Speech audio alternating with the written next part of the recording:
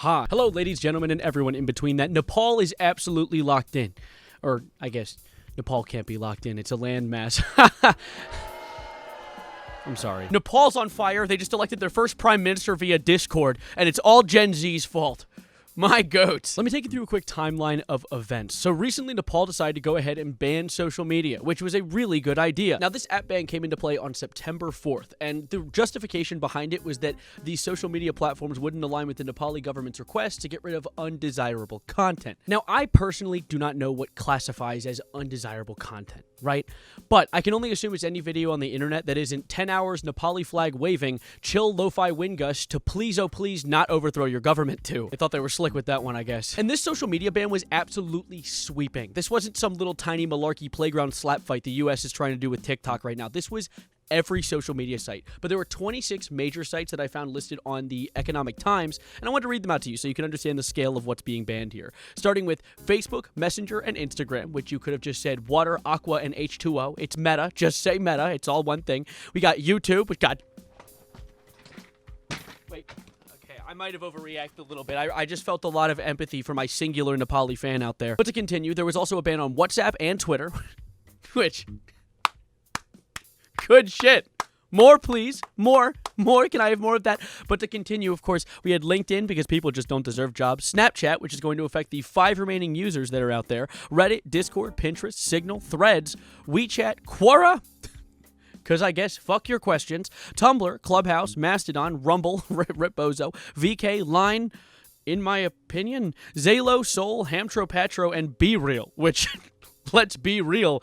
No one's using that app. I don't think anyone was affected by that part. Which, of course, there were some apps that were unaffected by this with Viber, TikTok of all things, WeTalk, Nimbuzz, which I think they're just making things up at this point, and then Telegram and Global Diary are also coming back, apparently. But you left TikTok unaffected?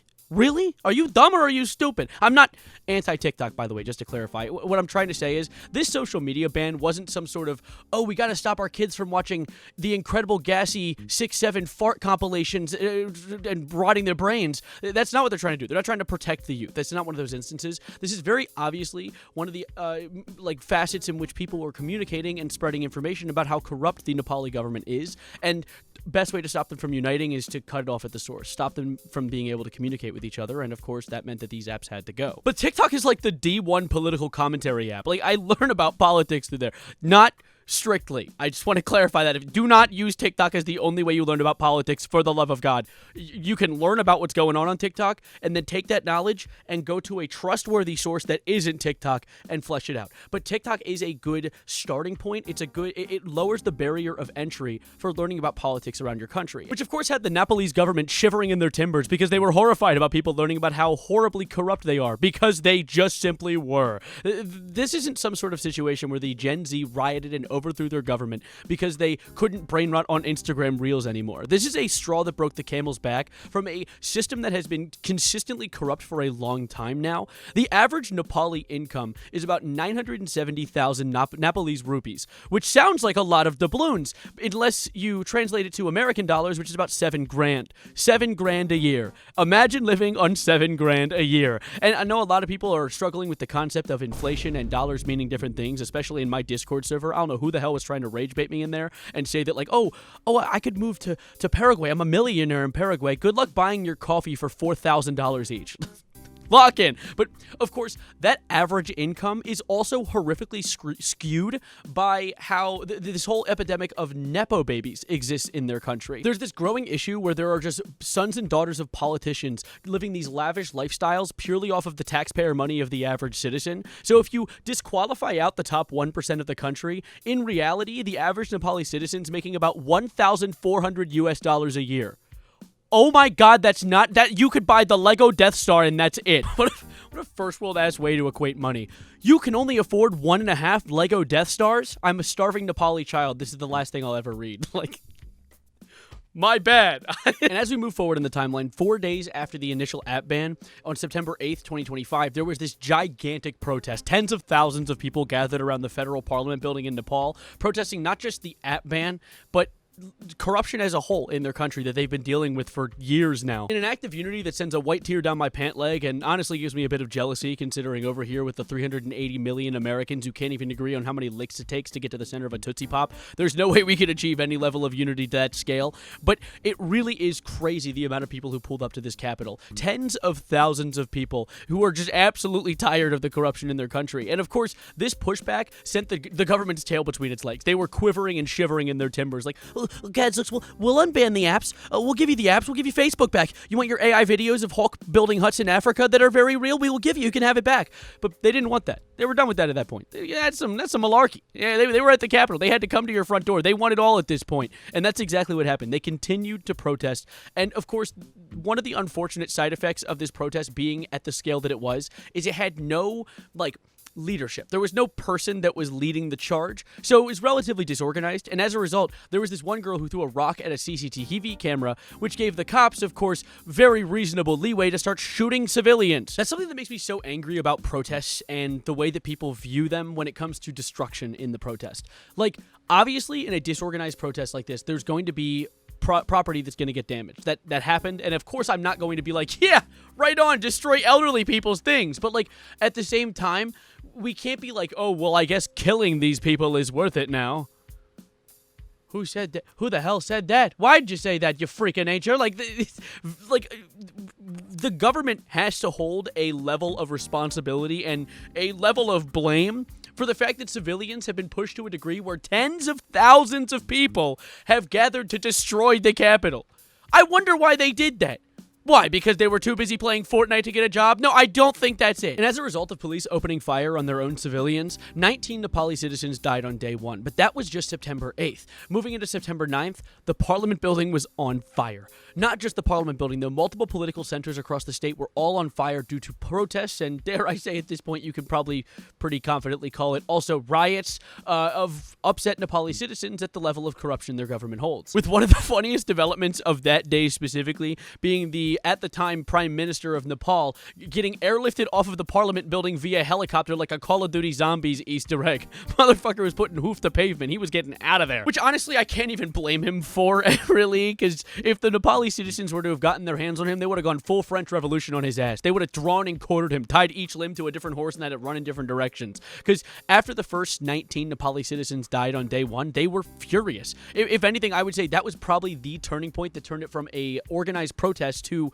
what was the beginnings of a riot. Because they were people died due to the government getting pissy about a woman throwing a rock at a camera. Lock the hell in. Which, as a little side tangent, the whole concept of, escalation of force still leaves me a weird feeling in my gut, right? The whole idea that if a citizen's coming at you with a shiny-looking rock, that gives you somehow validation as a military member of your country tasked with protecting your country, to then pull out the Human Exterminator 9000, now with extra human pulpification, to then vaporize the citizen in front of you.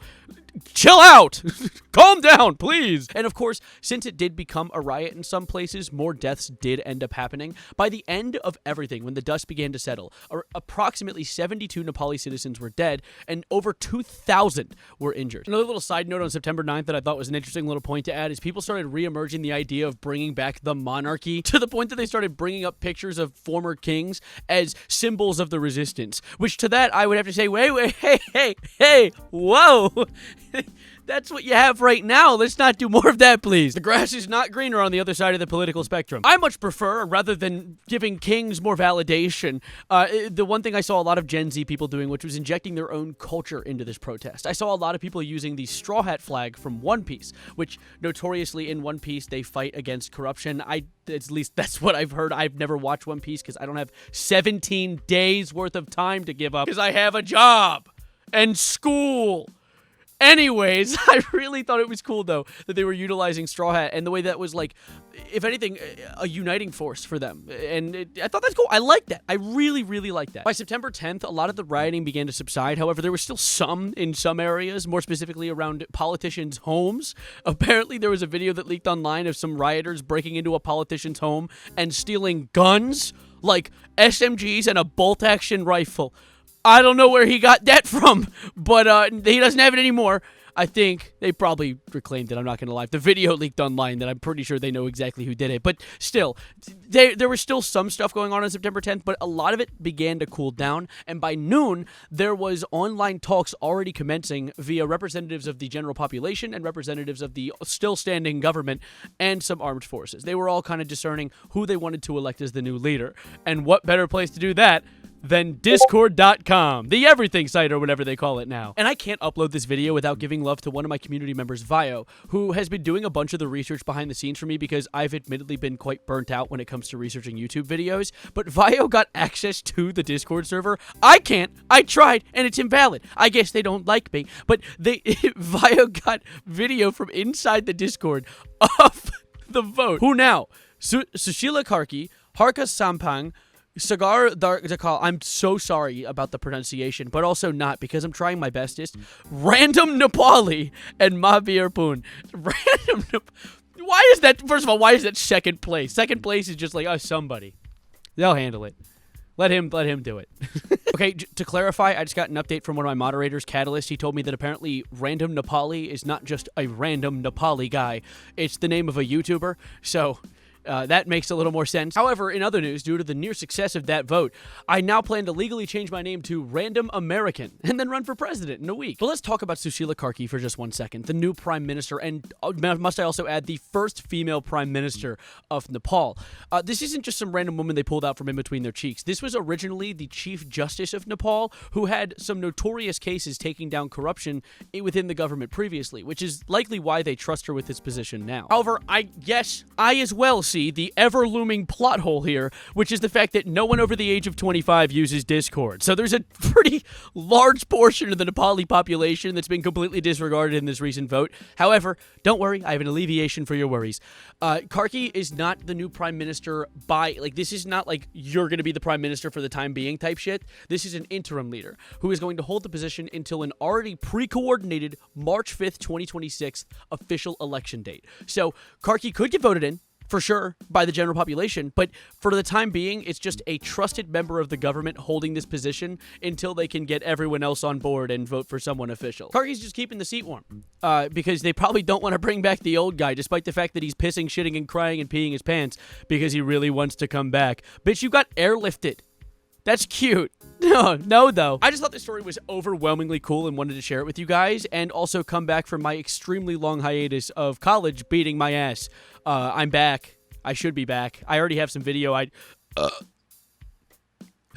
Anyways, thank you guys for being absolutely wonderful. Like the video if you liked it. And of course, please comment down below your thoughts on this situation, or comment down below with what you've done in the past month since I've been gone. I apologize. I won't leave you again, I promise. I found the milk, so I'll stay for now. Thank you for being here. Thank you for being outstanding as always. Adios. Arrivederci. Goodbye. Good night. And maybe we should give that a try.